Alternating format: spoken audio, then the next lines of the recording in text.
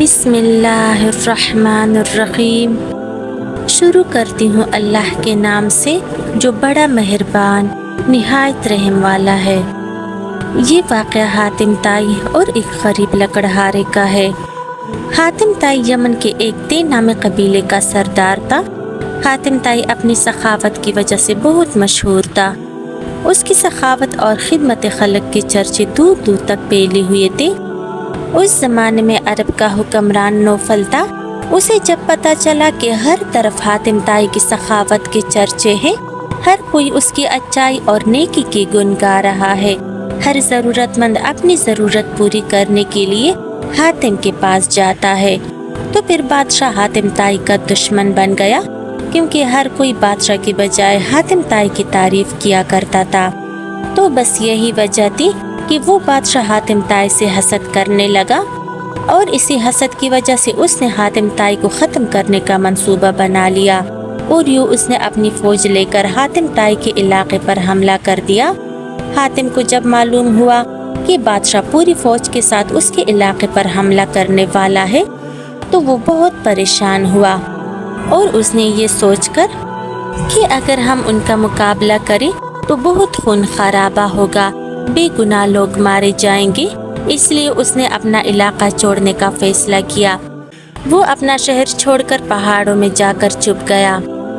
جب بادشاہ اپنی فوج کے ساتھ شہر میں داخل ہوا تو کسی نے بھی اس کی فوج کا مقابلہ نہیں کیا، کیونکہ حاتم تائی اپنا شہر چھوڑ کر چلا گیا تھا۔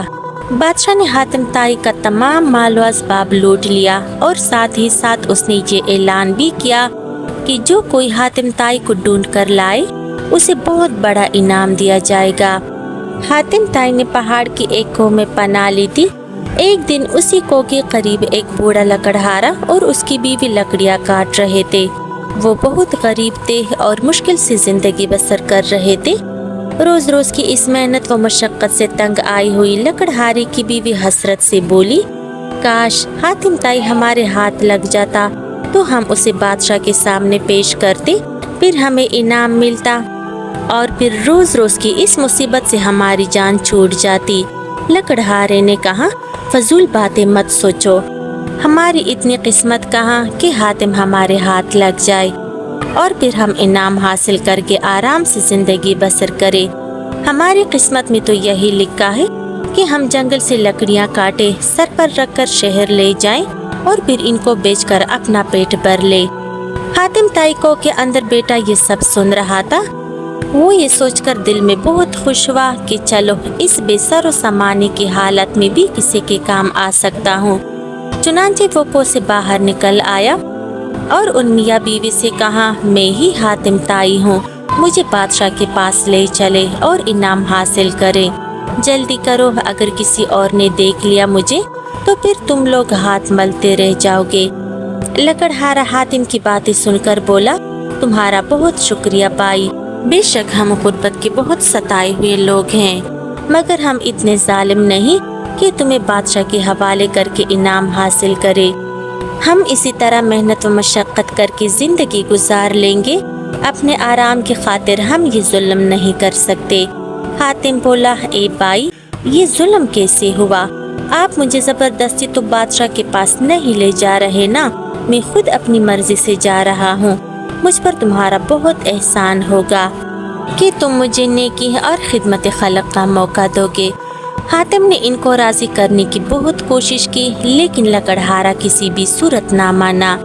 پھر حاتم نے کہا، اگر تم میری بات نہیں مانتے تو میں خود بادشاہ کے پاس چلا جاتا ہوں اور اسے بتاتا ہوں کہ تم نے مجھے چھپایا ہوا تھا، پھر بادشاہ تمہیں سخت سزا دے گا۔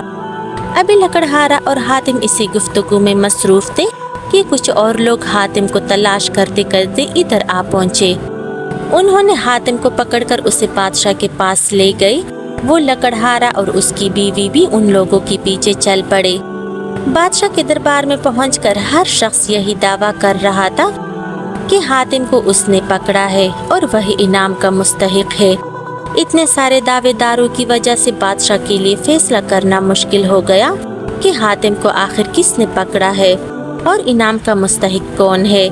پھر بادشاہ نے حاتم سے کہا، حاتم تم ہی بتانا तुम्हें किसने पकड़ा है ताकि उसी को ही इनाम दिया जाए।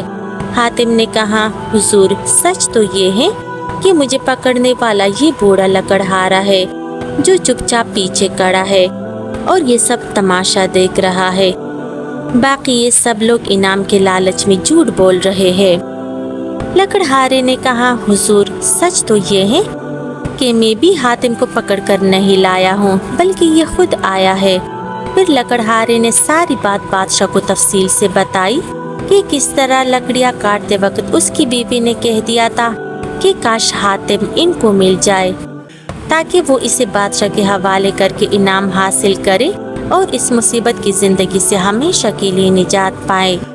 हातिम हमारी ये बातें सुनकर पहाड़ की कोसी निकल आया और जिद करने लगा कि हम इसे आपके पास ले आएं और इनाम हासिल करें।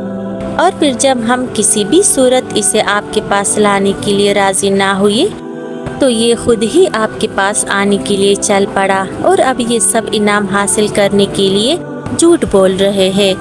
बादशाह ने जब ये सारी बातें सुनी तो उसने हातिम से कहा, हातिम मैं तुम्हारी शोहरत की वजह से तुम्हारा दुश्मन बन गया था, लेकिन अब मुझे अपने किए का बहुत अफसोस है।